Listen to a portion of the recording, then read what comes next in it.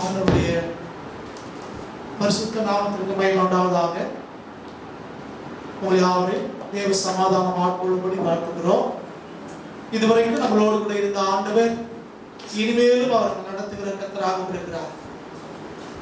அவர் Ebenezer, அவர் Emmanuel, அவர் யெகோவா ஈரே, அவர் எல்லாவற்றையும் பார்த்து கொள்ளுகிற நம்முடைய ஆண்டவர்.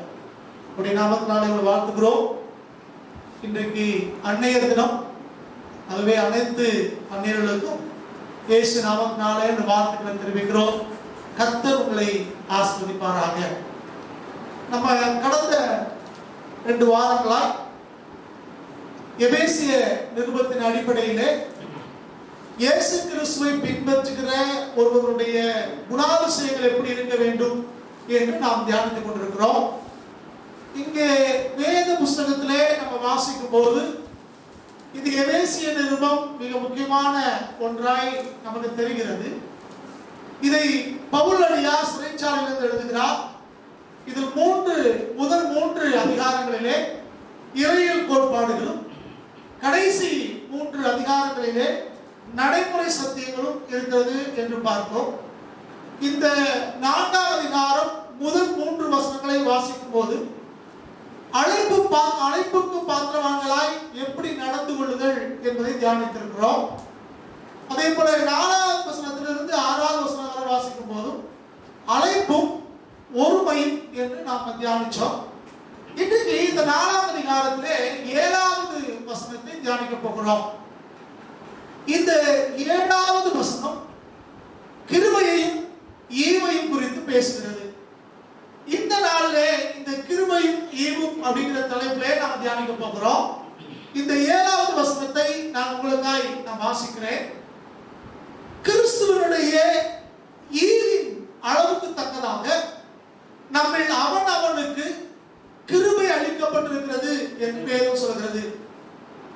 But unto every one of us is given grace according to the measure of the gift of Christ என்று வேதத்தில் வாசிக்கிறோம். இங்கே 2 வார்த்தைகளை வேதம் பிரதானப்படுத்துகிறது. ஒன்று கிறிஸ்துவனுடைய ஈவு, இரண்டாவதாக அவனுக்கு அளிக்கப்பட்டிருக்கிற கிருபை என்று வேதம் சொல்கிறது. 2 வார்த்தைகள். ஒன்று கிறிஸ்துவனுடைய ஈவு, இரண்டாவது அவனுக்கு அளிக்கப்பட்டிருக்கிற கிருபை அப்படிங்கிற 2 முக்கிய சொற்றொடர்களை நம்ம பார்க்கிறோம். இந்த ஈவும் கிருபையும் ஒன்றோடு ஒன்று தொடர்புடைய வார்த்தைகள், ஒன்றோடு ஒன்று நெருங்கிய தொடர்புடையதாய் இருக்கிறது. இந்த 2மே பெயர்ச்சொல்லாய் இருந்தாலும் இந்த 2 செயல்களை, கிரியைகளை குறிக்கக்கூடிய ஒன்றாய் இருக்கிறது. கிருபை என்பது ஆண்டவர் நமக்கு அளிக்கிற ஒரு ஆசீர்வாதம். தேவன் இந்த கிருபையின் மூலமாய் ஆசீர்வாதத்தை அளிக்கிறார், அந்த ஆசீர்வாதத்தின் மூலமாய் கிருபையை நமக்கு அளிக்கிறார். இது தேவனிடத்திலிருந்து கிருபை நமக்கு வருகிறது. அதே போல கிருபையை பெற்ற நாம் மற்றவர்களுக்கு ஆசீர்வாதமாய் மாறுகிறோம். இந்த மற்றவர்களுக்கு ஆசீர்வாதத்தை நம்ம பகிர்ந்து கொள்கிறோமே, அதைத்தான் வேதம் ஈவு என்று அழைக்கிறது. இந்த ஈவு என்று சொன்னால் வரம் என்றும் அது பொருள்படும். ஆங்கிலத்தில் கிருபை என்பதை கிரேஸ் என்றும், இந்த ஈவு என்பதை கிஃப்ட் என்றும் மொழிபெயர்த்திருக்கிறார்கள். சோதரம் 2 நெருங்கிய தொடர்புடைய வார்த்தைகள். இந்த கிரேஸ் அல்லது கிருபை என்பதை மூல வாசையில கிரேக்கத்திலே வாசிக்கும் போது ஹரிஷ் என்று சொல்கிறார்கள். ஹரிஷ். இந்த ஈவு அல்லது வரம் என்று சொல்வதை கரிஷ்மா என்று சொல்கிறோம். கரிஷ்மா என்று கிரேக்கத்திலே நாம வாசிக்கிறோம். இந்த ஹரிஷ்ல இருந்து தான் கரிஷ்மா வருகிறது. இந்த கரிஷ்மா இருந்து தான் கரிஸ்மத்தா அல்லது கரிஸ்மேட்டிக் வார்த்தையெல்லாம் வருகிறது. இந்த வருகிற நாட்களிலே நாம் அதை தியானிக்கலாம். தேவன் நமக்கு கிருபையை அளிக்கிற ஆண்டவர். God gives grace to us to be a blessing to others. மற்றவர்களுக்கு நாம ஆசீர்வாதமாய் இருக்கத்தக்கதாய் தேவன் நமக்கு கிருபை அளிக்கிறார். Being the blessing to others is known as gift. மற்றவர்களுக்கு ஆசீர்வாதமாய் நீங்கள் நானும் மாறுவதுதான் வரம் அல்லது ஈவு என்று வேதம் சொல்கிறது. பிதாவாகிய தேவன் குமார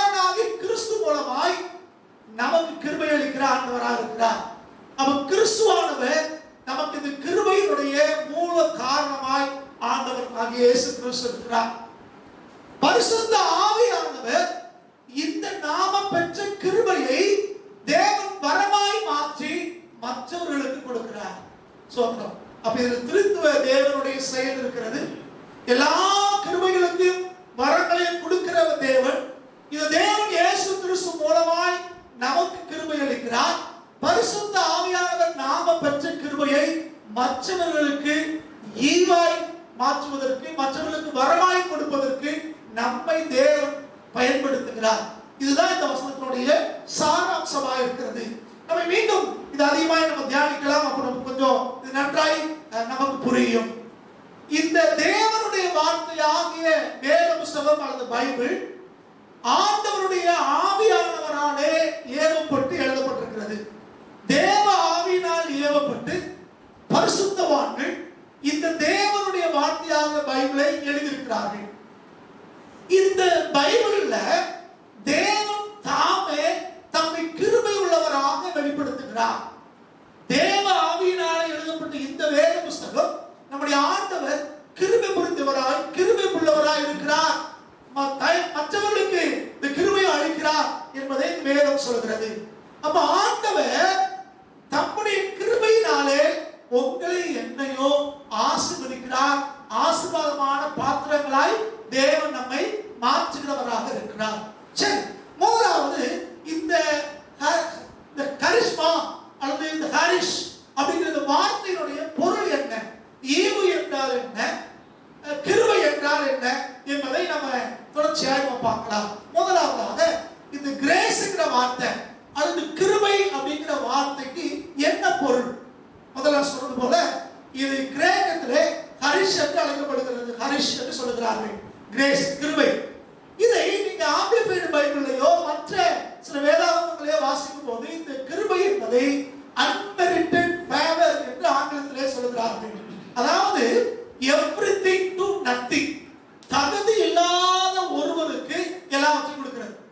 நம்மளால சம்பாதிக்க முடியாத ஒன்றை நம்ம சுய பலத்தினாலே, சுய அறிவினாலே, சுய கிரியையினாலே, சுய திறமையினாலே நீங்கள் நான் பெற்றுக்கொள்ள முடியாத ஒன்றை தேவன் நம்ம கொடுக்கிறாரே, அதுக்கு பேர் தான் கிருபை. அன்மெரிட்டட் ஃபேவர் என்று வேதத்துல வாசிக்கிறோம். இதுக்கு நீங்கள் நானும் பாத்திரமான அல்ல, நீங்கள் நானும் தகுதியானவர்கள் அல்ல. ஆனால் ஆண்டவராகிய இயேசு கிறிஸ்து தம்முடைய கல்வாரி சிலுவையிலே சிந்தின இரத்தத்தின் மூலமாய் உங்களை என்னையோ கிருபையாய் மாற்றி தமது கிருபையை நமக்கு கொடுத்து நம்மை தகுதியுள்ளவர்களாய் அல்லது அவருடைய பிள்ளைகளாய் மாற்றி அவருடைய வேத வசனத்தின்படி ஆசீர்வாதத்தை சோதனைக்கும்படிக்கு கர்த்தர் உங்களை மாற்றுகிறார். அப்ப கிருபை என்பதை சுருக்கமாய் சொல்ல வேண்டுமானால் தகுதி இல்லாத ஒருவருக்கு எல்லாவற்றையும் கொடுப்பதற்கு பேர் தான் இந்த கிருபை.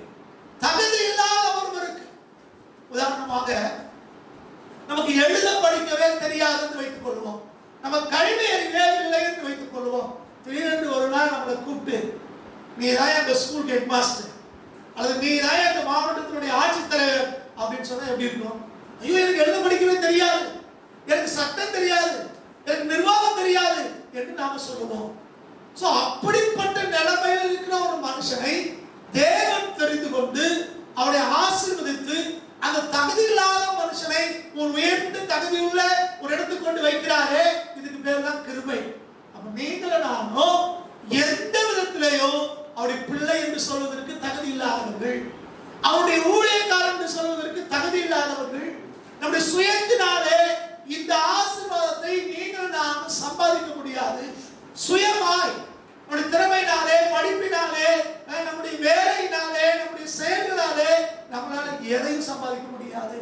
ஆனால் தேவன் கிருபையாய் நமக்கு இந்த பாக்கியத்தை, இந்த தகுதியை, இந்த நிலைமைக்கு நம்மளை தேவன் கொண்டு வந்திருக்கிறார்.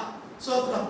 அப்போ கிருபை என்பது தகுதி இல்லாத ஒருவருக்கு தேவன் கொடுக்கிற ஒரு ஆசீர்வாதம் தான் இந்த கிருபை. தகுதி இல்லாத ஒருவனுக்கு எல்லாவற்றையும் கொடுப்பதுதான் இந்த கிருபை என்று வேதத்திலே நாம் வாசிக்கிறோம். இதை நீங்க புரிந்து கொள்வதற்காக சொல்கிறேன். தேவன் இருக்கிறார், நாம இங்க பூமியிலே இருக்கிறோம். தேவன் தம்முடைய ஆசீர்வாதத்தை தம்முடைய அந்த வானத்தின் வாசல் வழியாய் அல்லது அந்த ஏணி வழியாய்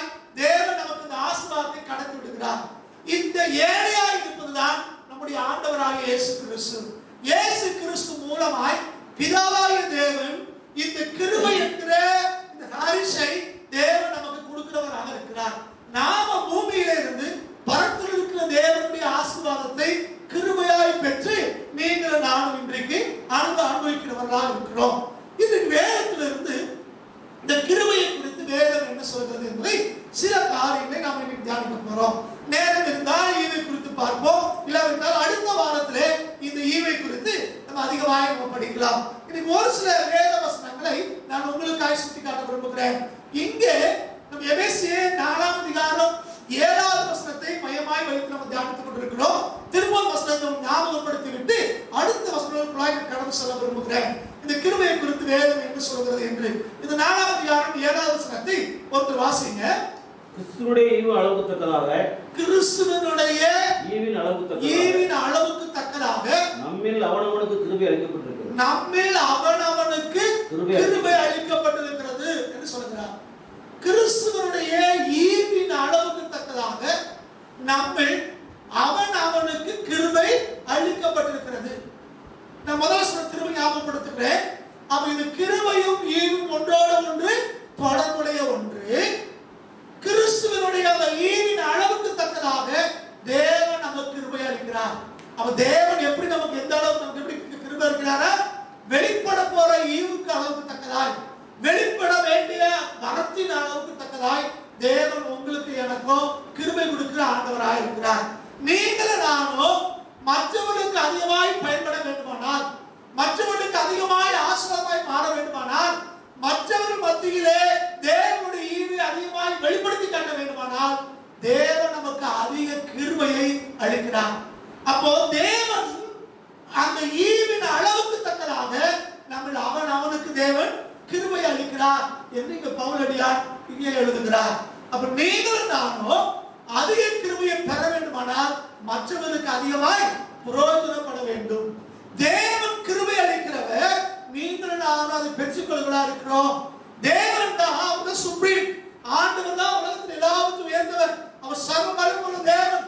அவர் உங்களை என்னையோ, தகுதி இல்லாத உங்களை என்னையோ ஆசீர்வதிக்க விரும்புகிறார்.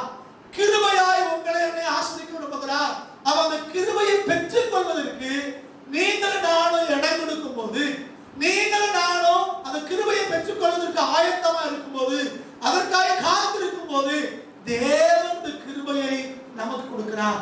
இந்த கிருபையை நாம பெற்று மற்றவர்களுக்கு ஈவாய் ஆசீர்வாதத்தை கடத்தி செல்கிறோம். அப்ப தேவனிடத்திலிருந்து ஆசீர்வாதத்தை நம்ம பெறுகிறோம்.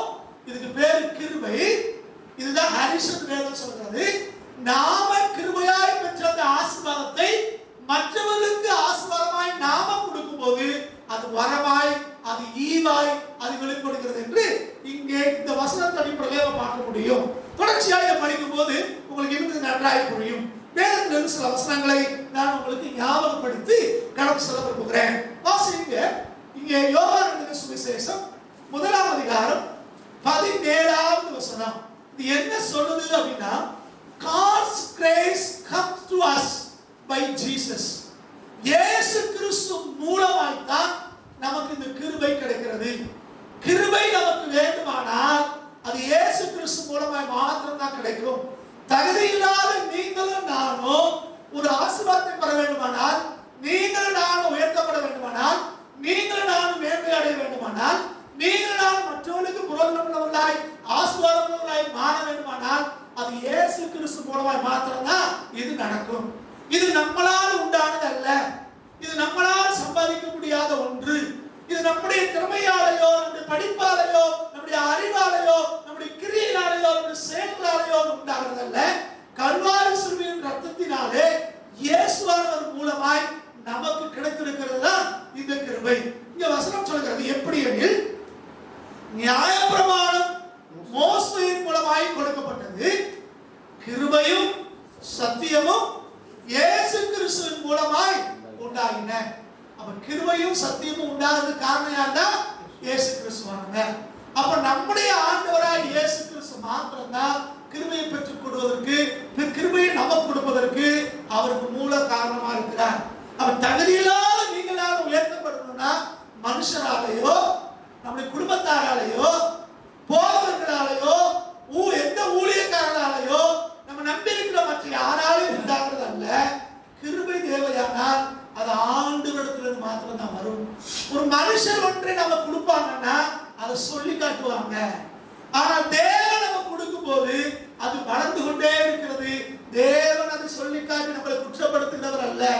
கிருபை அப்படின்னு சொன்னா தகுதி இல்லாத நமக்கு எல்லாவற்றையும் கொடுக்கிற ஒன்று.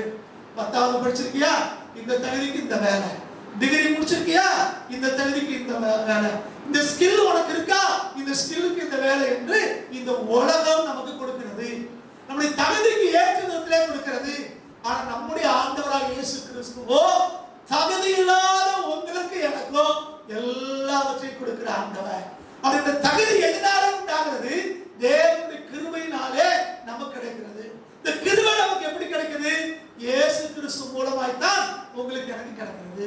அன்பான தேவ ஜனமே, நீங்க எந்த நிலைமையில இருந்தாலும் சரி, எனக்கு தகுதி இல்லை, திறமை இல்லை, படிப்பு இல்லை, எனக்கு ஆட்கள் இல்லை, எனக்கு வாய்ப்பு இல்லை என்று நீங்கள் நான் எதை குறித்து நினைத்தாலும் சரி, சத்திய வேதம் நமக்கு சொல்கிறது, தகுதி இல்லாத உங்களுக்கு எனக்கும் எல்லாவற்றையும் கொடுக்கிற ஒரு தெய்வம் இருக்கிறார். அவர் தான் ஆண்டவராக இயேசு கிறிஸ்து. இயேசுவானவர் கிருபையை நமக்கு கொடுத்து நமக்கு எல்லாவற்றிலும் நம்மளை ஆசீர்வதிக்கிற ஆண்டவர். தகுதி இல்லாத நாம அந்த கிருபையை பற்றி மற்றவர்களுக்கு ஈவாய் மாற வேண்டும் என்பது தேவனுடைய சித்தமாக இருக்கிறது. இரண்டாவதாக சொல்றோம், இந்த கிருபையை குறித்து அடுத்த வாரங்கள் பரிசுத்த பவுலுடைய ரோமருக்கு எழுதும்போது 5ஆம் அதிகாரம் 5வது வசனத்தில் எப்படி சொல்லுகிறார்? தேவனுடைய கிருபை தான் ரட்சிப்பை கொண்டு வருகிறது. தேவனுடைய கிருபை தான் நமக்கு மீட்பை கொண்டு வருகிறது. நல்லா கவனிங்க, இந்த மீட்பு அல்லது ரட்சிப்பு என்பது என்ன? ஸ்தோத்திரம். மீட்பு அல்லது ரட்சிப்பு அப்படின்னா என்ன? புரியுற மாதிரி நான் சொல்லுகிறேன். ஒரு நாள்ல பாவத்துக்கும் சாபத்துக்கும் நீங்கள் நானும் அடிமைகளா இருக்கிறோம், கட்டுண்டவர்களா இருக்கிறோம், சிறைப்பட்டவர்களா இருக்கிறோம். இதுல இருந்து நம்மளால முடியறது இல்லை. பல நேரங்களில் நம்ம நினைக்கிறோம் சுபாவத்தை மாற்றிக்கொள்ளணும், வாழ்க்கை முறையை மாற்றிக்கொள்ளணும், ஆசீர்வாதமாய் மாறணும். பல நேரங்களில் நீங்கள் நாம் நினைக்கிறோம். ஆனா நம்மாலே முடிகிறது அல்ல. அதே மாதிரி இந்த பாவமும் சாபமும் அன்றைக்கு ஏதேன் தோட்டத்திலே ஆதாமிடத்தில் துவங்கி இன்றைக்கு வரைக்கும் அது தொடர்ந்து கிரியை செய்கிறது. இந்த ஆதாம் ஏவாள் வழியாய் வந்த இந்த பாவம் நம்மளை விட்டு நீங்க வேண்டுமானால் இயேசு கிறிஸ்துவின் ரத்தத்தினால மாத்திரமே இது சாத்தியம். வேதம் சொல்கிறது, இயேசு கிறிஸ்துவின் ரத்தம் சகல பாவங்களையும் நீக்கி நம்மை சுத்திகரிக்கிறது. எப்படி நம்ம போட்டிருக்கிற இந்த ட்ரெஸ் அழுக்கா இருந்துச்சுன்னா சோப்பு போட்டு இதை சுத்தம் செய்கிறோமோ, இதே போல நம்முடைய வாழ்க்கையை, நம்முடைய பாவத்தை, சாபத்தை நம்ம வாழ்க்கையை விட்டு மாற்றுகிறவர், நம்ம சுத்திகரிக்கிறவர் இயேசு கிறிஸ்து மாத்திரமே. இயேசு கிறிஸ்துவின் ரத்தம் சகல பாவங்களையும் விட்டு உங்களை என்னையும் மீட்டெடுக்கிறதாய் ரட்சிக்கிறதாய் இருக்கிறது. மீட்புனா என்ன? ஒரு குழியில கிடக்கிற மனுஷனை தூக்கி விடுகிறது போல. ரட்சிப்புனா என்ன? பாவத்தினாலையும் சாபத்தினாலையும் அடிமையாக இருக்கிற ஜனங்களை மீட்டு தூக்கி நிறுத்துகிறது. ஒரு புது வாழ்வை கொடுக்கிறது, ஒரு மறுவாழ்வை கொடுக்கிறது, ஒரு நம்பிக்கையை கொடுப்பது. இந்த பூமியிலேயும் சரி, இதுக்கு பின்பு வருகிற மறுமையிலேயும் சரி, ஆசீர்வாதமாய், தேவனுக்கு பிரியமாய், தேவனோடு வாழும்படியாய், சகல ஆசீர்வாதத்தோடு வாழ்வதற்கு உங்களை என்னை ஆயத்தப்படுத்துவதுதான் இந்த ரட்சிப்பு. இந்த ரட்சிப்பு மீட்பு எப்படி உண்டாகும்? இயேசு கிறிஸ்துவின் ரத்தத்தினாலே மாத்திரம்தான் இது உண்டாகிறது. ஆண்டவரே, என் உள்ளத்துல வாங்க, ரத்தத்தினாலே எங்களை கழுவுங்க என்று யார் கேட்கிறார்களோ, யார் இயேசுவிடத்தில் வருகிறார்களோ அவர்களுக்கு இந்த ரட்சிப்பு, இந்த மீட்பு காத்திருக்கிறது. இந்த வசனத்தை வாசிக்கிறேன். ஆனாலும் மீறுதலின் பலன் கிருபை வரைந்து பலனுக்கு ஒப்பானதல்ல. எப்படி எனில், ஒருவனுடைய மீறுதலினாலே அநேகர் மரித்திருக்க தேவனுடைய கிருபையும் இயேசு கிறிஸ்து என்னும் ஒரே மனுஷனுடைய கிருபையினாலே வரும் ஈவும் அநேகர் மேல் அதிகமாய் பெருகி இருக்கிறது என்று அவர் சொல்கிறார். அப்ப ரட்சிப்பு நமக்கு வேண்டுமானால், மீட்பு நமக்கு வேண்டுமானால், பாவத்திலிருந்து சாபத்திலிருந்து விடுதலை வேண்டுமானால், அது இயேசு கிறிஸ்துவினுடைய மூலமாய் மாத்திரம்தான் நமக்கு உண்டாகிறது. அப்ப கிருபைக்கு மூல காரணமாக இருக்கிறவர் இயேசு கிறிஸ்து. இந்த கிருபை தான் உங்களை என்னையும் ரட்சிக்கும், உங்களை என்னுடைய பாவங்களை நீக்கும். நல்லா கவனிங்க. கிறிஸ்தவர்களாய் மாறுவது எளிது. கிறிஸ்தவ பெற்றோருக்கு பிறந்ததுனாலே, கிறிஸ்தவ பெயர் வைக்கிறதுனாலே நான் கிறிஸ்தவ மதத்தை சேர்ந்தவன்னு சொல்றாங்க. அந்த சபையிலே அங்கத்தினராய் மாறுவதனாலே, சந்தா கட்டுறதுனாலே, காணிக்கை கொடுப்பதனாலே சில பேர் கிறிஸ்தவர் என்று அழைக்கப்படுகிறார்கள். ஆனால் ரட்சிக்கப்படுவதோ மீட்கப்படுவதோ அப்படி உண்டாவதல்ல. கிறிஸ்தவ குடும்பத்தில் பிறந்ததுனாலேயோ, கிறிஸ்தவ பெயர் வைத்திருக்கிறதுனாலேயோ, கிறிஸ்தவ ஆலயங்கள உறுப்பினராய் மாறுவதாலேயோ, கிறிஸ்தவ ஆலயங்களிலே போய் காணிக்கை கொடுப்பதனாலேயோ ஒருவர் ரட்சிக்கப்பட முடியாது. ரட்சிப்பு என்பது இயேசு கிறிஸ்துவை தெய்வமாய் ஏற்றுக்கொண்டு, ஆண்டவரே என் பாவங்களை மன்னிங்கன்னு சொல்லி அவர் ரத்தத்தினாலே கழுவப்பட்டு நம்ம வாழ்க்கை மாறும் போதுதான் இந்த ரட்சிப்பு உண்டாகிறது. அப்ப ரட்சிப்பு என்பது கிறிஸ்துவுக்கும் நமக்கும் உள்ள தனிப்பட்ட உறவு முறை. இது குடும்பத்தின் மூலமாகவோ, சபை மூலமாகவோ, ஊழியக்காரர்கள் மூலமாக வருகிறது அல்ல. இது இயேசுவினால மாத்திரம் தான் உண்டாகும். நீங்கள் நான் ரட்சிக்கப்பட வேண்டுமானால், உங்களுடைய பெயர் என்னுடைய பெயர் ஜீவ புஸ்தகத்தில் எழுதப்பட வேண்டுமானால், இந்த பூமியிலே தேவனுடைய பிள்ளையாய் வாழ்ந்து காட்ட வேண்டுமானால், வேதத்தில் உள்ள ஆசீர்வாதங்கள் உங்களுக்கு எனக்கு சொந்தமாகணும்னா, இந்த தேவனுடைய கிருபையினாலே உண்டாகிற ரட்சிப்பை நீங்கள் நான் பெற்றுக்கொள்ள வேண்டும். கிறிஸ்தவர் அப்படிங்கிற அந்த பெயரை பணத்தினாலே பெற்றுக்கொள்ள முடியும். சபையில் சந்தாங்கன்னா அவங்க கிறிஸ்தவர் ஆயிடுறாங்க. சோத்திரம். ஆனா ரட்சிப்பு என்பது பணம் கொடுத்து வாங்கக்கூடிய ஒன்றல்ல. ரட்சிப்பு என்பது காணிக்கை கொடுக்கிறதுனாலே வருகிறது அல்ல. ரட்சிப்பு என்பது கிறிஸ்தவ குடும்பத்திலே பிறந்தனாலே உண்டாகிறது அல்ல.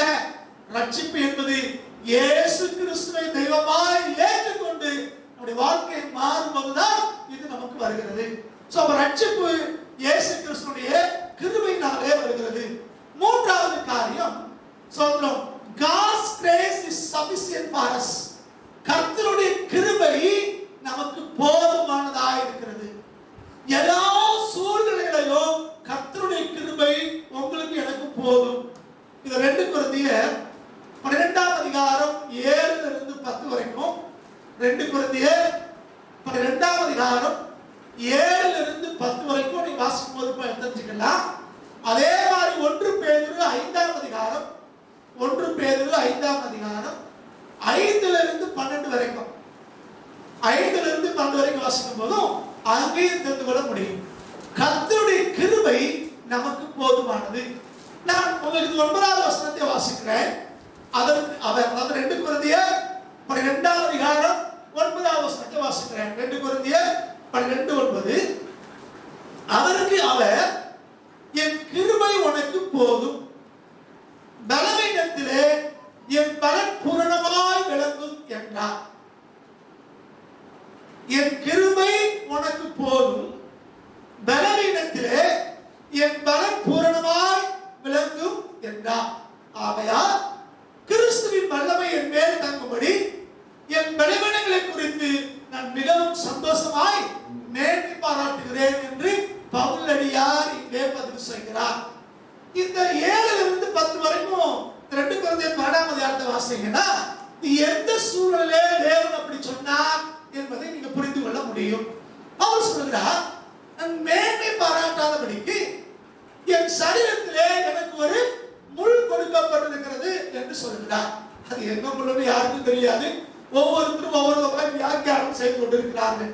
ஆனால் பொதுவாய் அநேக பசுத்தவான்கள் சொல்றது ஒண்ணு என்னன்னா, இந்த பவுலடியார் சனகரின் சங்கத்திலே அங்கத்தினராக இருக்கிறார், ஆலோசனை சங்கத்திலே அங்கத்தினராக இருக்கிறார். அந்த நாட்களிலே சனகரின் சங்கத்திலே ஒரு அங்கத்தினராக இருக்க வேண்டுமானால் அவர் திருமணம் செய்தவங்க மட்டும்தான் அப்படி இருக்க முடியுமா? சனகரின் சங்கத்தில் யார் அங்கத்தினர் ஆக முடியும்னா, யார் ஸ்தோத்திரம் திருமணம் ஆகி இருக்காங்களோ அவங்கதான் அங்கத்தினர் ஆக முடியும் என்று இங்கே நம்ம பார்க்கிறோம்.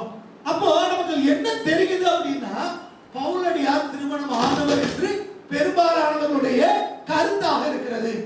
அப்போ என்ன நடந்தது அப்படின்னா, இவர் எழுதுற வசனத்தின் அடிப்படையிலே சில இறையில் வளர்கள் சொல்றாங்க, இவர் திருமணம் ஆனவராயிருந்தா பின்னாட்களே ஆண்டவருக்குள்ள வந்தபடினாலே அவருடைய மனைவி அவரை விட்டு பிரிஞ்சு போயிட்டாங்க என்று சொல்லுகிறார்கள். இது அவருக்கு முள்ளாய் தன்னை உயர்த்தால் படிக்கிறது என்று அநேகம் பேசுறதை பார்க்கிறோம். ஆனால் நமக்கு தெளிவாய் நம்ம சொல்லக்கூடாதுனாலே அதுக்குள்ள நம்ம ஆழமாய் போக வேண்டியதில்லை.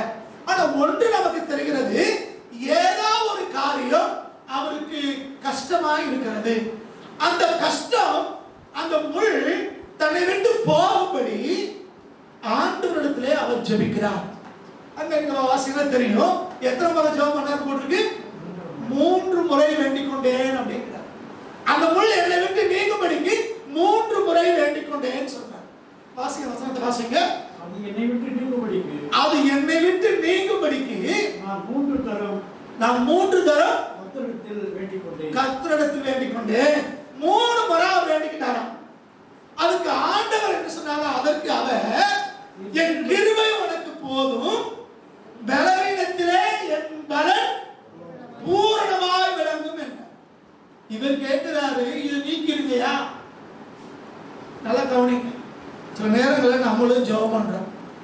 சில பிரச்சனை நீங்கள் ஆண்டவரே, சில கஷ்டம் நீங்கள் ஆண்டவரே அப்படின்னு ஜெபம் பண்றோம்.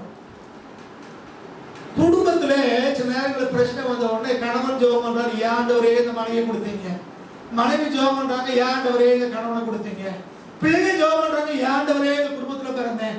பெற்றோர் சொல்றாங்க, ஏன் ஆண்டவரே இவங்க எனக்கு பிள்ளையா பிறந்தாங்க. இப்படி எல்லாம் பல நேரங்களில் யோசிக்கிறோம். அப்ப கவனிங்க, தேவன் எதை எடுத்து போடணுமோ அதை எடுத்து போடுவார். சில காரியங்களை தேவன் மாற்றுகிறதே இல்லை. திருமண உறவோ குடும்ப உறவுலையோ நம்ம நினைச்ச உடனே கர்த்தர் உடனே மாற்றி கொடுக்க மாட்டார்.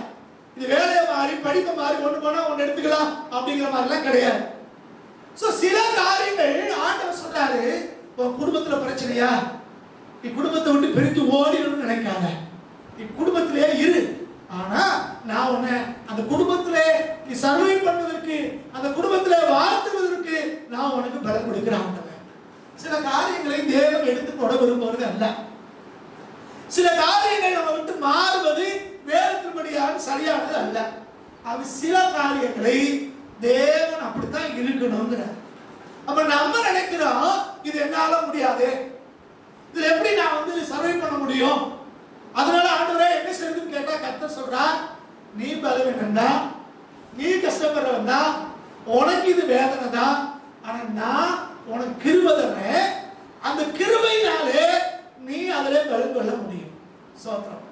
அப்போ தேவனுடைய கிருபை எந்த சூழ்நிலையிலோ நீங்கள் நானும் வாழ்வதற்கு போதுமானதா இருக்கிறது.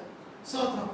So God's grace is sufficient for us. எந்த சூழ்நிலையிலோ தேவனுடைய கிருபை உங்களுக்கும் எனக்கும் போதுமானதா இருக்கிறது. இந்த கொரோனா காலத்துல நம்ம ஜெபிக்காத ஜெபம் இல்லை.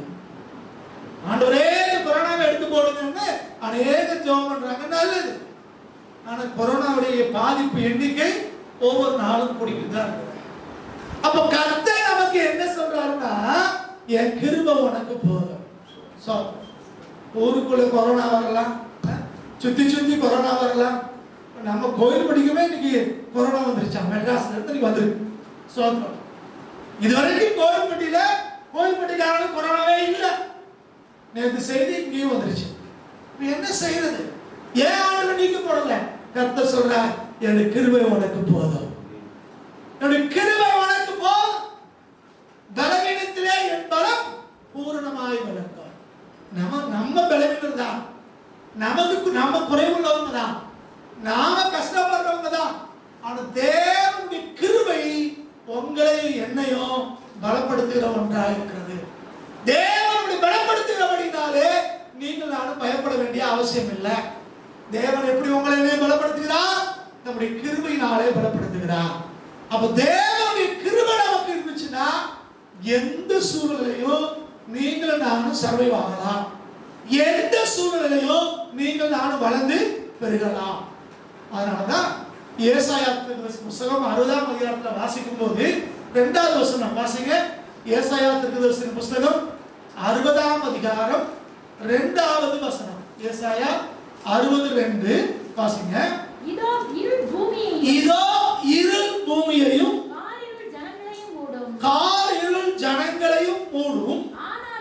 ஆனாலும் உன்மேல் கர்த்தர் உதிப்பார். உன்மேல் கர்த்தர் உதிப்பார். அவருடைய மகிமை உன்மேல் காணப்படும். பூமியிலே இருள் வரும், ஜனங்கள் மேலே கார் இருள் மூடும். பூமி இந்தியாவில் மட்டும் அமெரிக்காவில் மட்டும் இல்லை, பூமி முழுவதும் என்ன வருமா? இருள் வரும். ஜனங்களை கார் இருள் மூடும். கொலை நோயோ வெட்டுக்கிளையோ பூமி முழுவதும் வரும் என்று வேதம் சொல்கிறது. இங்கதான் வரும், இங்கதான் வராதுன்னு சொல்லல, எல்லா தேசத்திலையும் வரும், பூமி முழுவதுமாய் வரும். ஜனங்கள் மேல அது கார் இருளாய் இறங்கும். என்ன சரின்னு தெரியல, வெளிச்சம் இல்லை, தப்பிக்கிறதுக்கு வழி இல்லை, வழிபாடு தெரியல, என்ன சரின்னு தெரியல, எல்லாரும் தலையை பிடிச்சிட்டு நிற்கிறாங்க. ஆனா வேதம் சொல்கிறது உன்மேல் கர்த்தருடைய வெளிச்சம் வரும். தேவன் உன் மேல உதிப்பா. உதிக்கிற உன் ஒளியின் இடத்துக்கு ராஜாக்களும் ஜாதிகள் வருவாங்க போட்டு நடந்து வருவாங்க போட்டு. வீட்டுல தனியா இருக்க வாசித்து பாருங்க, தியானிச்சு பாருங்க. அப்போ எப்படிப்பட்ட சூழ்நிலையா இருந்தாலும் இயேசு கிறிஸ்துவை பின்பற்றுகிற மக்கள், வேத வசனத்தை நம்பி வாழுகிற பிள்ளைகளுக்கு தேவன் கிருபை அளிக்கிறார். அந்த கிருபையானது எந்த சூழ்நிலையில் வாழ்வதற்கு உங்களுக்கு எனக்கும் போதுமானதா இருக்கிறது.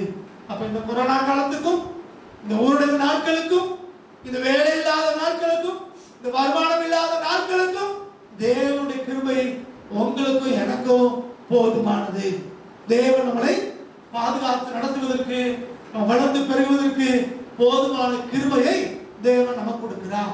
அடுத்து நான்காவதாக சோத்திரம், கலாத்தியர் 2ஆம் அதிகாரம் 21வது வசனம். கலாத்தியர் 2ஆம் அதிகாரம் 21வது வசனத்திலே வாசிக்கிறேன். நாம் தேவனுடைய கிருபையை விருதாவாக்குறது இல்லை. நாம் தேவனுடைய கிருபையை விருதாவாக்குறது இல்லை. இங்க என்ன சொல்கிறார்? கிருபையை விருதாவாக மாற்றக்கூடாது, வீணடித்து விடக்கூடாது. சிலர் மாயை பின்பற்றி தமக்கு வரும் கிருபையை போக்கடிக்கிறார்கள் என்று வேதம் சொல்கிறது. ஆனா பவுலடியா சொல்கிறார், நான் தேவனுடைய கிருபையை விருதாவாக்குறது இல்லை. இப்படி நீங்கள் நான் ரட்சிக்கப்படுவதற்கு இயேசு கிறிஸ்து மூலமாய் உண்டான கிருபை எந்த சூழ்நிலையிலும் வாழ்வதற்கு போதுமானதா இருக்கிறது. இந்த கிருபையை நீங்கள் நானும் வீணடித்து விடக்கூடாது என்று கர்த்தருடைய வேதம் நமக்கு போதிக்கிறது. ஆனால் இதே வேதம் சொல்கிறது, சில மாயையை பின்பற்றி, வீணான காரியங்களை பின்பற்றி தமக்கு வரும் கிருபையை போக்கடிக்கிறாங்களாம். ஆண்டவர் உங்களுக்கு எனக்கு தயவாய் கிருபையை கொடுத்திருக்கிறார். தகுதி இல்லாத நமக்கு இந்த தகுதியை கொடுத்திருக்கிறார். ஆனால் நம்ம என்ன செய்கிறோம்? இந்த கிருபையை போக்கடிக்கிறோம். எப்படி போக்கடிக்கிறோம்? மாயை பின்பற்றி நீங்கள் நானும் போக்கடிக்கிறோம். சோதரம் அநேக நேரங்களிலே நீங்கள் நானும் மாயை பின்பற்றுகிறோம். அப்ப மாயை பின்பற்றுவதனாலே அநேக நேரங்களிலே இந்த தேவனுடைய கிருபையை வீணடித்து விடுகிறோம். மாயை என்னது? வீணான கற்பனை, மனுஷனுடைய தந்திரங்கள், இமேஜின் பண்ணி சோதரம், வீணான கனவு வாழ்க்கை. அதாவது எதிர்காலத்தை குறித்த தரிசனம் நமக்கு தேவை, ஆனால் வீணான கனவுகள் அல்ல. தரிசனம் என்பது வேறு, கனவு என்பது வேறு. தரிசனம் என்பது நம்மளை உந்தி தள்ளக்கூடிய ஒன்று. கனவுல வருவது தரிசனம் அல்ல. தூக்கத்தில் வருகிறது, அது தரிசனம் அல்ல. நம்மளை தூக்க விடாம செய்தே அதுதான் தரிசனம். அப்ப நீங்களும் நாம் நல்லா புரிந்து கொள்ள வேண்டும். தேவன் நமக்கு கொடுத்திருக்கிற கிருபையை வீணான காரியங்களிலே, மனுஷனுடைய தந்திரத்திலே, சதியிலே, மாயையான காரியங்களை பின்பற்றி வீணடித்து விடக்கூடாது. அநேக நேரங்களிலே சடங்காச்சாரங்கள், சொந்த பந்தங்கள் சொல்ற மாயையான சடங்காச்சாரங்கள், விக்கிரக காரியங்கள், மனுஷரை திருப்திப்படுத்துவதற்காக மாயை ஒப்பு கொடுக்கிறோம். டிவி சீரியல், சினிமாக்கள், எத்தனையோ விதமான மாயை கற்பனைகள். அதுக்கு இடம் கொடுத்து தேவன் நம்ம கொடுக்கிற கிருபையை வீணடித்து விடுகிறோம். நீங்கள் நானும் கவனமா இருக்கணும். தேவன் நமக்கு கொடுத்த கிருபையை வீணடிக்க கூடாது. சோத்திரம். அடுத்ததாக சோத்திரம், ஐந்தாவதாக, இந்த தேவனுடைய கிருபையிலே நீங்கள் நானும் வளர வேண்டியவராக இருக்கிறோம். We are to grow in God's grace. 2 பேதுரு 3ஆம் அதிகாரம் 18வது வசனத்தை ஒருத்தர் வாசிக்கலாம். 2 பேதுரு 3ஆம் அதிகாரம் 18வது வசனம் வாசிங்க. நம்முடைய கர்த்தரும் இரட்சகருமாகிய இயேசு கிறிஸ்துவின் கிருபையிலும் அவரை அறிகிற அறிவிலும் வளருங்கள். அவருக்கு இப்பொழுதும் என்றென்றைக்கும் மகிமை உண்டாவதாக. சோதரி என்ன சொல்றாரு பாருங்க. நம்முடைய கர்த்தரும் இரட்சகருமாகிய இயேசு கிறிஸ்துவின் கிருபையிலும் அவரை அறிகிற அறிவிலும் வளருங்கள் அப்படிங்க. அப்ப இந்த கிருபையிலே நீங்கள் நானும் வளர முடியும். கிருபை என்பது ஒரு நாளிலே நமக்கு கிடைத்தது, அது அவ்வளவுதான் அப்படிங்கிறது இல்லை. அதுல ஒவ்வொரு நாள் நீங்கள் நானும் வளர முடியும். அதைத்தான் எபேசியர் 4ஆம் அதிகாரம் 7வது வசனத்திலே அவர் சொல்கிறார். திரும்ப வாசிங்க. 4ஆம் அதிகாரம் 7ஆம் வசனம் திரும்ப வாசிங்க. அங்க என்ன சொல்றாரு பாருங்க. எபேசியர் 4:7 நம்ம தியானிக்கிற வேத பகுதியிலே கிறிஸ்துவினுடைய ஈவின் அளவுக்கு தக்கதாக நம்மில் அவனவனுக்கு கிருபை அளிக்கப்பட்டிருக்கிறது. எந்த அளவுக்கு நாம மற்றவர்களுக்கு ஆசீர்வாதமாய் மாற போறோமோ, எந்த அளவுக்கு நாம மற்றவர்களுக்கு ஈவாய் மாற போகிறோமோ, எந்த அளவுக்கு மற்றவர்களுக்கு நீங்கள் நான் பயன்பட போறோமோ, அந்த அளவிற்கு தேவன் உங்களுக்கு எனக்கு கிருபையை கொடுக்கிறவர். அப்ப நீங்கள் நானும் கிருபையில வளரணும். என்ன செய்யணும்? மற்றவர்களுக்கு இந்த நாம பெற்ற கிருபையை மற்றவர்களுக்கு பகிர்ந்து கொடுக்கணும். நாம பெற்ற கிருபையை ஈவாய் மற்றவர்களுக்கு பகிர்ந்து கொள்ள வேண்டும். நம்முடைய தேவன் நமக்கு கொடுத்த கிருபையாய் கொடுத்த ஆசீர்வாதங்களை மற்றவர்களுக்கு கடத்தி செல்ல வேண்டும். நம்ம ஆசீர்வதிக்கப்பட்டோம், நம்ம நல்லா இருக்கிறோம், அது போதும் சுயநலத்தோடு இருந்தோம்னா அதுக்கு மேல கிருபையிலே வளர முடியாது. நாம் பெற்ற கிருபையை, இந்த ஆசீர்வாதத்தை மற்றவர்களோடு பகிர்ந்து கொள்ளும் போது நாம் அந்த கிருபையிலே வளர முடியும். அதான் இங்க சொல்றார், நம்முடைய கர்த்தரும் இரட்சகருமாய் இருக்கிற இயேசு கிறிஸ்துவின் கிருபையின் மேலும் அவரை அறிகிற அறிவிலும் வளருங்கள் என்று இங்கே பேதுரு தம்முடைய 2வது நிருபத்திலே 3ஆம் அதிகாரம் 18வது வசனத்திலே அவர் பதிவு செய்கிறார். அடுத்த 6வதாக, we have to take our stand in God's grace.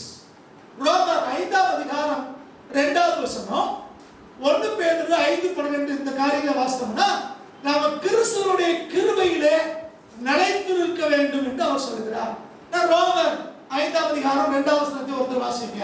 அவர் மூலமாய் தாம் இந்த கிருபையில் பிரவேசிக்கும் ஸ்லாக்கியத்தை விசுவாசத்தினாலே பெற்று நிலை கொண்டிருந்து தேவ மகிமையை அடைவோம் என்கிற நம்பிக்கையினாலே மேன்மை பாராட்டுகிறோம். அவர் மூலமாய் நாம் இந்த கிருபையில் பிரவேசிக்கும் ஸ்லாக்கியத்தை விசுவாசத்தினால் பெற்று நிலை கொண்டிருந்தார். அப்ப இந்த கிருபையை பெற்றுக் கொள்கிறோம். தேவன் நமக்கு கொடுக்கிறார். அவர் மேல வைக்கிற விசுவாசத்தினால பெற்றுக் கொள்கிறோம்.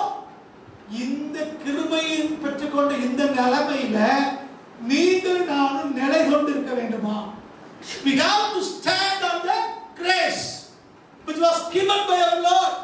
நம்முடைய தேவன் நமக்கு கொடுத்த கிருபையிலே நீங்கள் நானும் நிலைத்து நிற்க வேண்டும். நீ கிருபையை தேவன் நமக்கு தகுதியில்லாத நமக்கு கொண்டு கொடுத்து வைத்து வைக்கும் போது 4 பேர் 4 விதமா சொல்லுவான். ஏய், நீ எவ்வளவு பெரிய ஆளு தெரியுமா? உனக்கு என்ன திறமை இருக்கு தெரியுமா? உனக்கு என்ன தாளந்து இருக்கு தெரியுமா? நீ இப்படி செய்யலாமே அப்படி செய்யலாமேப்பாங்க. உடனே நமக்குள்ள தலையில கொஞ்சம் வெயிட் ஏறிடும். நடை உடை பாவனை மாறும், பேச்சு மாறும், இல்ல பழக்க வழக்கம் மாறும், பார்க்கிற பார்வை ஒரு மாறி இருக்கும், தலக்கணம் ஏறிடும். ஆனா வேதம் சொல்கிறது, நீ அப்படியெல்லாம் போக கூடாதுப்பா. தேவன் உனக்கு கொடுத்த கிருபையிலே நிலைச்சு நில்லு. இது தேவனாலே வந்தது, இது தேவனுடைய கிருபை, எந்த ஒண்ணுமே இல்ல என்பதை உணர்ந்து நீ இருக்கிற நிலைமையில அப்படியே நில்லுங்கிறார். தேவன் நம்ம கொடுத்த கிருபையை மாயை பின்பற்றியும் போக்கடிச்சிடறோம், பெருமையினாலையும் நீங்கள் நானும் இழந்து விடுவோம். ஆகவே இந்த தேவன் கொடுத்த கிருபையிலே நீங்கள் நானும் நிலைத்து நிற்க வேண்டும்.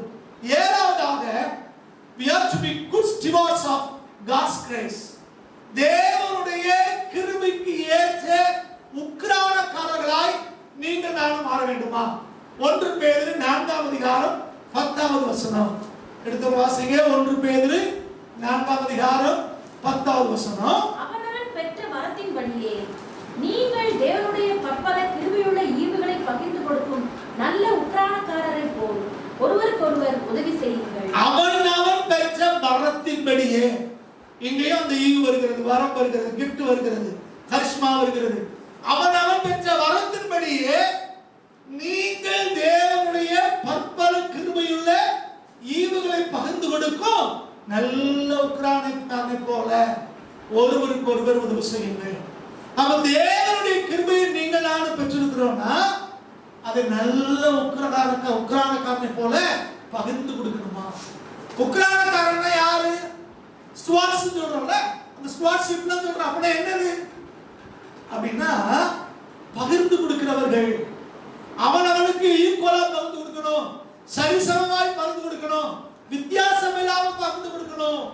நீங்களும் நானும் எப்படி இருக்கோம் பாருங்க, கொடுக்கிறதுல எப்படி இருக்கிறோம். இந்த இடத்துல எனக்கு சம்பவம் ஞாபகம் வருகிறது. கிராமத்துல சொல்லுவாங்க, இந்த குருன்னு சொல்றவரு இந்த சிலம்பம் கலைகள், வர்மம், இப்படிப்பட்ட கலைகள்லாம் சொல்லி தருவாங்க. எல்லா கலைகளையும் சொல்லி தர மாட்டாங்களா, தனக்குன்னு சில கலையை தனியா வச்சுக்குவாங்க. அவ சாகும் போது சில பேருக்கு சொல்லி கொடுப்பாங்க அப்படின்னு சொல்றாங்க. ஏதாவது ஒண்ணு தானா வச்சுக்கிறது, மறைச்சு வச்சுக்கிறது, எல்லாத்தையும் சொல்லி கொடுக்கறது இல்லை. சோத்திரம். ஆனா இயேசு கிறிஸ்து அப்படி இல்லை.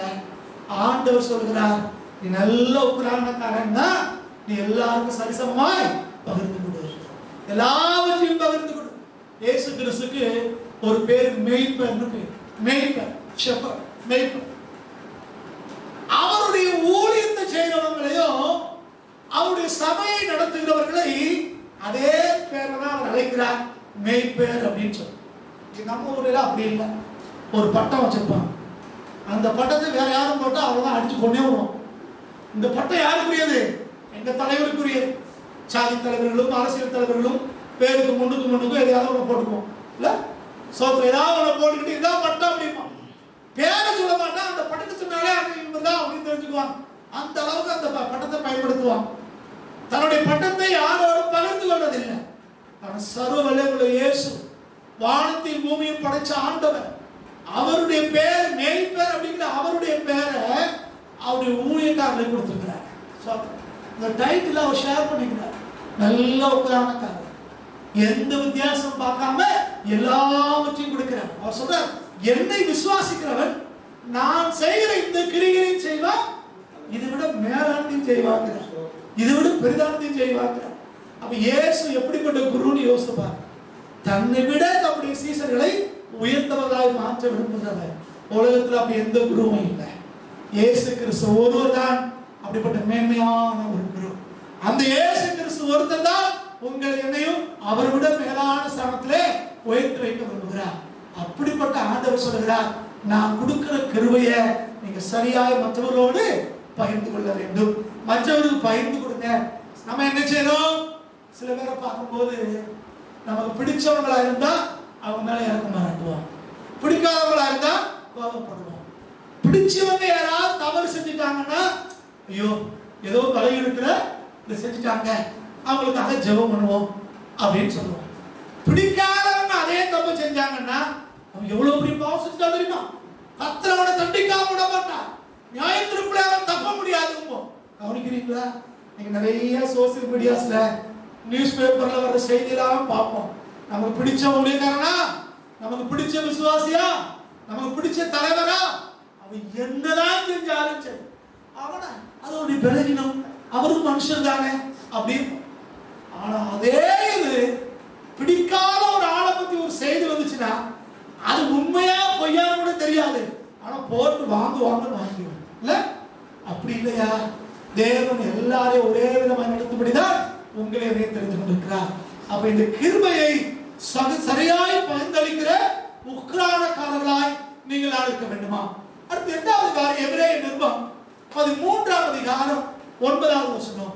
We should establish our hearts with God's grace. எபிரேயர் 13ஆம் அதிகாரம் 9வது வசனம். பலவிதமான அந்நிய போதனைகளால் அலைப்புண்டு திரியாதிருங்கள்.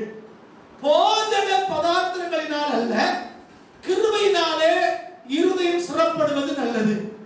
போஜன பதார்த்தங்களில் முயற்சி செய்கிறவர்கள் பலனடையவில்லையே. சில நேரத்துல சில பேரு தம்முடைய இருதயம் பலப்படணுங்கிறதுக்காக, இங்க இருதயம் அப்படிங்கிறது ஆவியில பலப்படுவது, வெறும் சரீரத்தில் பலப்படுறது மாத்திரம் இங்க சொல்லல. போஜனம் நல்லதுதான், சாப்பாடு நல்லதுதான், போஜனம் சரீரத்துக்கு ஏற்றதுதான். ஆனா போஜனத்தினால மாத்திரம் நம்முடைய இருதயம் சிறப்படுன்னு நினைச்சிடக்கூடாது. நல்லா சாப்பிடுறதுனால மட்டும் நம்ம ஆவியிலே சரியா இருக்க முடியும்னு நினைச்சிடக்கூடாது. ஆண்டவர் சொல்றார், கிருபையினாலே நம்முடைய இருதயம் சிறப்பட வேண்டும். கிருபையினாலே, தேவனுடைய கிருபையிலே நம்முடைய இருதயம் சிறப்பட வேண்டும், நம்முடைய ஆவி சிறப்பட வேண்டும். சோத்திரம். மாம்சத்திலே மாம்ச பலத்திலே சிறப்பட்டவங்களா என்ன நமக்கு தெரியும், அநேகரை காண முடியல.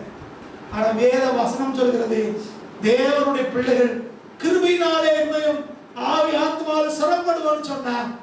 என்ன கொரோனா வந்தா என்ன, என்னதான் வந்தா என்ன, அவை எல்லாவற்றிலையும் நீங்களும் நானும் வாழ்ந்து சமாதானமாய் சந்தோஷமாய் இருக்க முடியும்.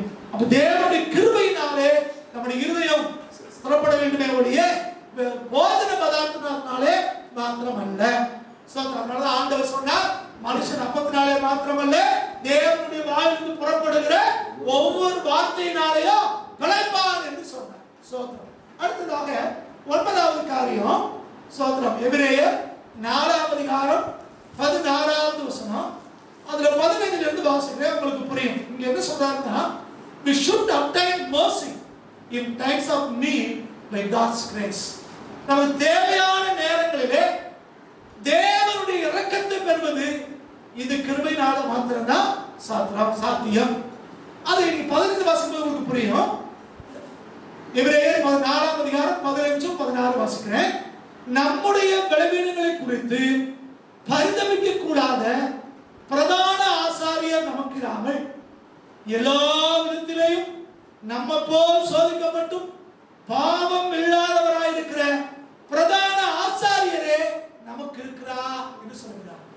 நாம் ஆராதிக்கிற இயேசு ஒரு கற்பனை பாத்திரம் அல்ல, ஒரு புராண கதை அல்ல.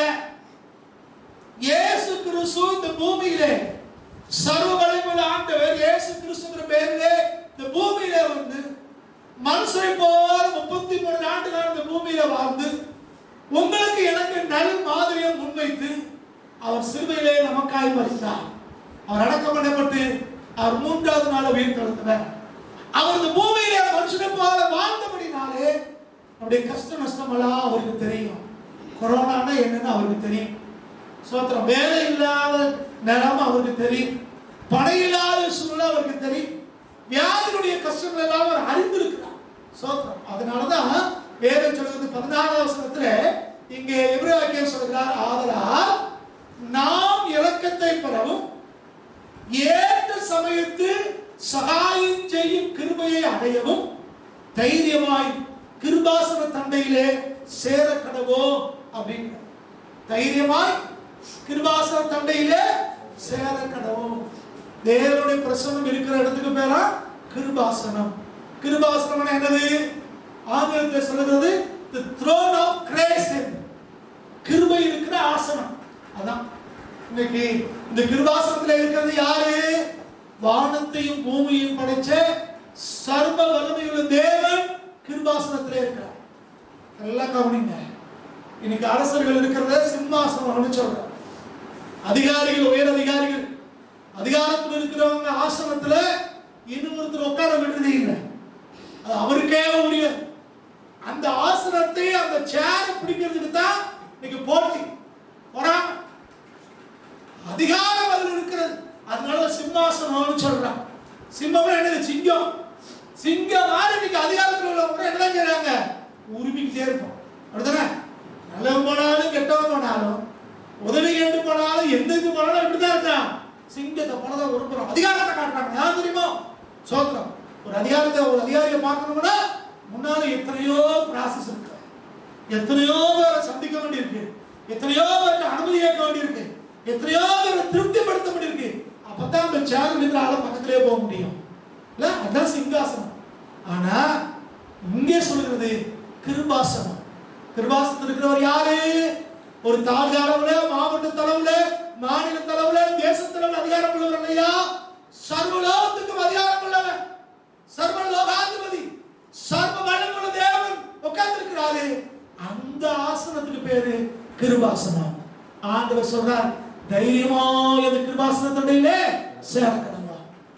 நீங்களும் நானும் ஆண்டவரை அறிந்திருப்போம்னா, ஆண்டவரை அறிந்து அவருடைய ரட்சிப்பை பெற்று அவருடைய கிருபையில வாழ்ந்து கொண்டிருப்போம்னா, நமக்கு தேவை ஏற்படும் போதெல்லாம் இந்த கிருபாசன தண்டையிலே தைரியமாய் நீங்கள் அனுப்ப முடியும். அப்ப தேவை வரும் போதெல்லாம் இந்த கிருபாசன தண்டையில வந்து நம்முடைய தேவை சந்திக்கப்படுவதற்கு இந்த கிருபை நமக்கு போதுமானதா இருக்கிறது. இந்த கிருபையை பெற்றபடினாலே கிருபாசனத்திலே கடன் சொல்ல முடியும். தேவனுடைய கிருபையை பெற்றவர்கள் இந்த கிருபாசனத்தை தைரியமாய் போய் சேர முடியும்.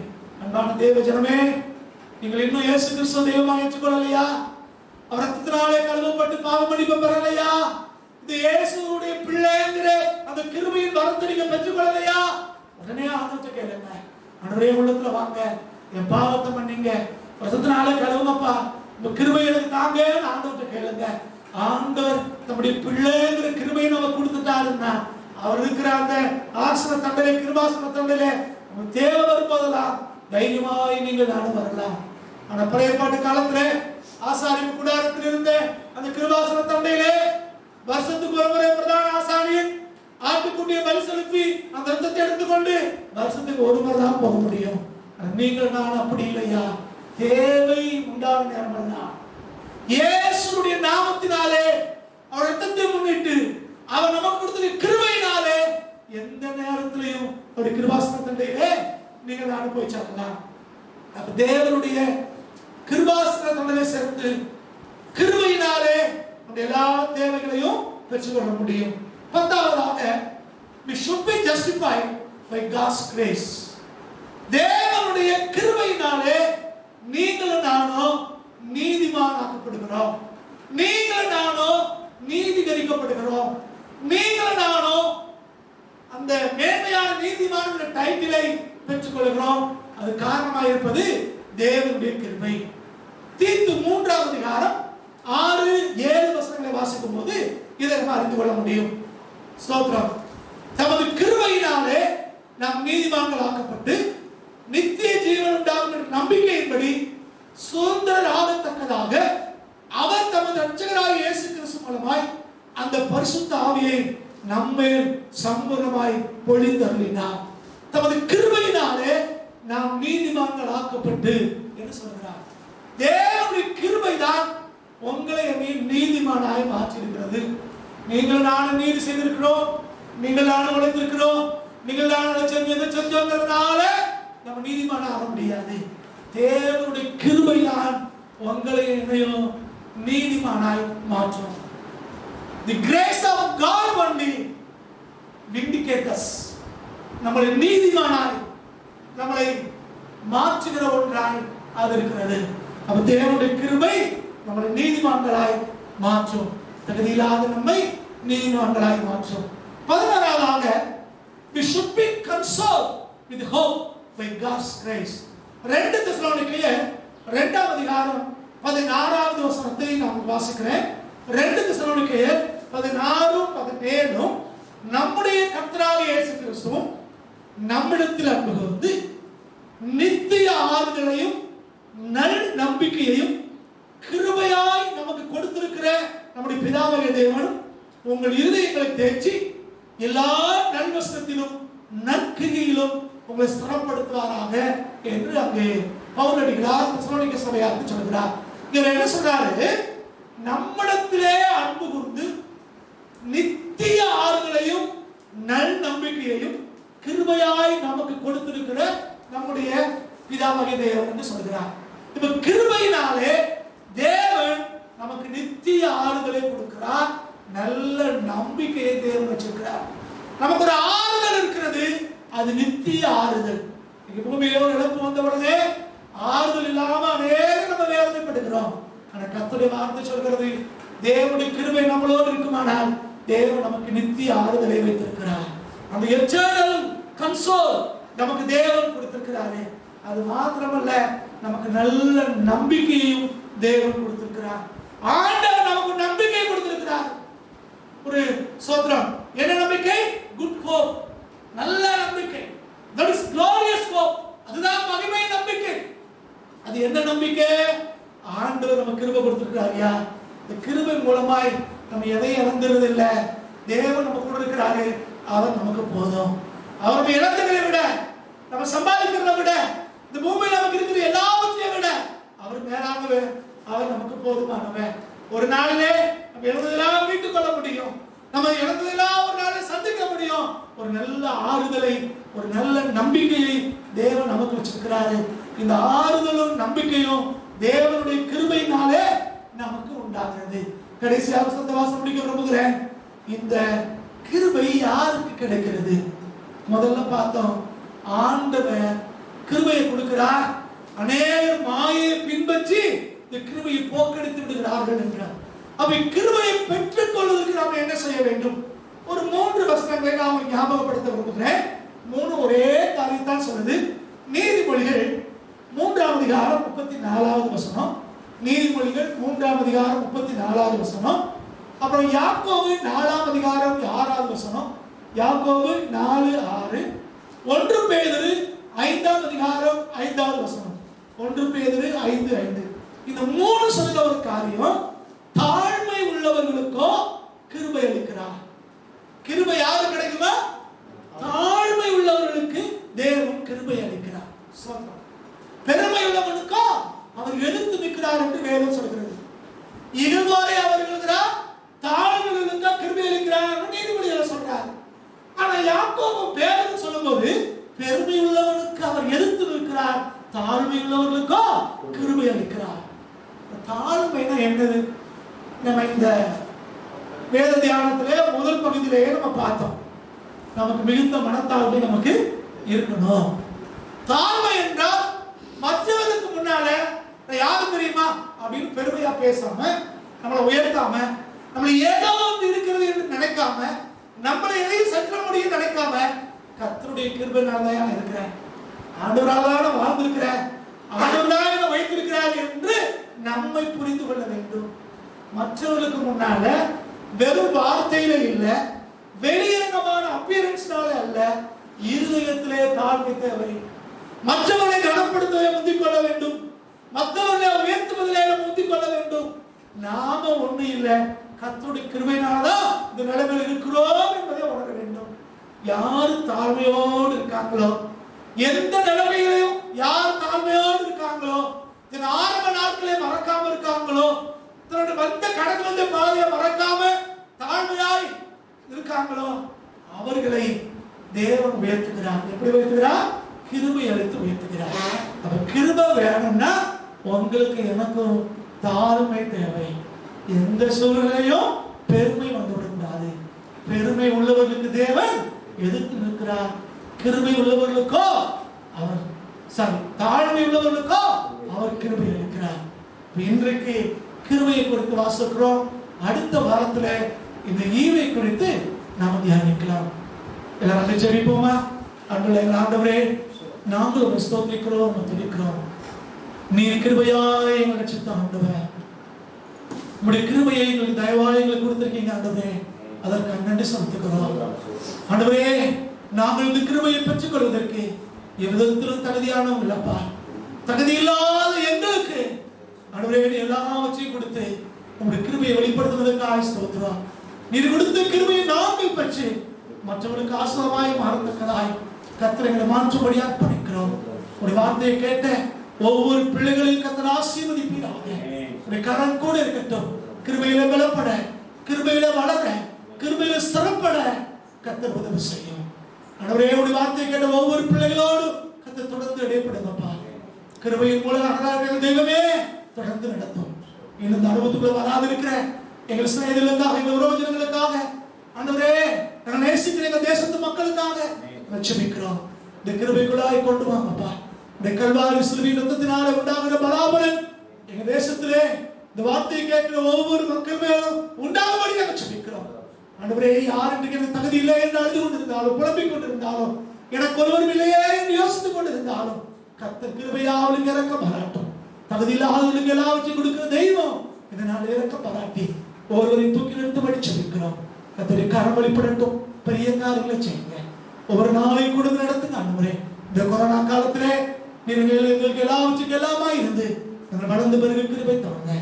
எல்லா கணத்தையும் மகிமையும் துதிகளையும் நாங்கள் உமக்கென்று எடுக்கிறோம். எங்கள் அருமை ரட்சகர் இயேசு கிறிஸ்து நாமத்தில் வேண்டிக் கொள்கிறோம் பிதாவே. நம்முடைய பிதாவாகிய தேவனுடைய அன்பும் ரட்சகராகிய இயேசு கிறிஸ்துவின் கிருபையும் பரிசுத்த ஆவியானவருடைய சமாதானமும் சந்தோஷமும் கர்த்தருடைய வருகை பரியந்தம் நம் யாவரோடும் தங்கியிருப்பதாக. ஆமென். என் ஆத்துமாவே கர்த்தரை ஸ்தோத்திரி, என் முழு உள்ளமே பரிசுத்த நாமத்தை ஸ்தோத்திரி. என் ஆத்துமாவே கர்த்தரை ஸ்தோத்திரி, கர்த்தர் செய்த சகல பாவங்களையும் மறவாதே. ஆமென், ஆமென். கர்த்தர் தாமே உங்களை ஆசீர்வதிப்பாராக. மீண்டுமாய் அன்றைய தின வாழ்த்துக்கள். நம் யாவரும் மீண்டும் அடுத்த வாரம் ஞாயிற்றுக்கிழமை 10:30 மணிக்கு சந்திக்கலாம். கர்த்தர் உங்களை ஆசீர்வதிப்பாராக. ஆமென்.